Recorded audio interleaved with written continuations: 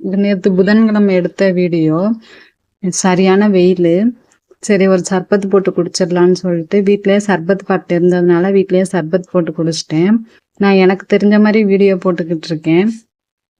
எல்லாரும் வீட்டுல படிச்சுட்டு வீட்டுல சும்மா தானே இருக்கிற, ஏதாவது வேலைக்கு போகலான்னு சொல்லி அதிகமா சொல்லிக்கிட்டே இருந்ததுனால எனக்கு என்ன பண்றதுன்னு தெரியல. வீட்டுல கேட்டதுக்கு வேலைக்கெல்லாம் போகக்கூடாதுன்னு சொல்லிட்டாங்க. பாப்பாவுக்கு 2.5 வயசு தான் ஆகுது.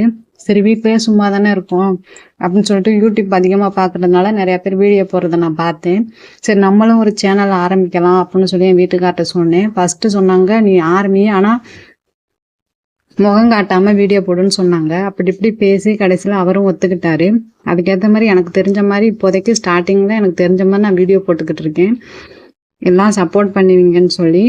இந்த மாதிரி பெண்களுக்கு, வீட்லயே இருந்து வேலைக்கு போகாத பெண்களுக்கு இது ஒரு நல்ல இதா இருக்கும். நான் காசுக்காக போடல, வீட்லயே நம்ம சும்மா தானே இருக்கோம் அப்படின்னு சொல்லிட்டு தான் நான் போடுறேன்.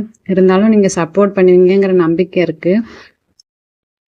சரி மதியானம் சாப்பாட்டுக்கு என்ன செய்யலாம்னு சொல்லிட்டு சாம்பார் வச்சுட்டு காலிஃப்ளவர் இருந்துச்சு, அதை ஃப்ரை பண்ணிடலாம்னு சொல்லிட்டு காலிஃப்ளவர் ஃப்ரை பண்ணி எடுத்துக்கிட்டேன். பாப்பா காரம் அதிகம் சாப்பிடாதனால அவங்களுக்கு தனியா மிளகாப்பொடி போடாம தனியா எடுத்து வச்சுக்கிட்டேன்.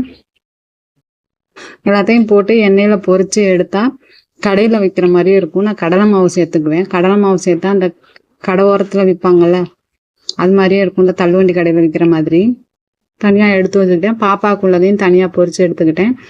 நேற்றுக்கு சாயந்தரம் ஒரு டீ வச்சு இதே காலிஃப்ளவர் ஃப்ரையை ஈவினிங் ஸ்நாக்ஸா வச்சு சாப்பிட்டு முடிச்சிட்டோம். நேற்றுக்கு ரொட்டீன் இப்படி தான் போணுச்சு. இந்த மாதிரி வீடியோ பிடிச்சிருந்துச்சுன்னா லைக் பண்ணி சப்ஸ்கிரைப் பண்ணிக்கோங்க. இந்த வீடியோவில் எதுவும் தப்பு இருந்துச்சுன்னா கமெண்ட்ல சொல்லுங்க, நான் திருத்திக்கிறேன். டாடா.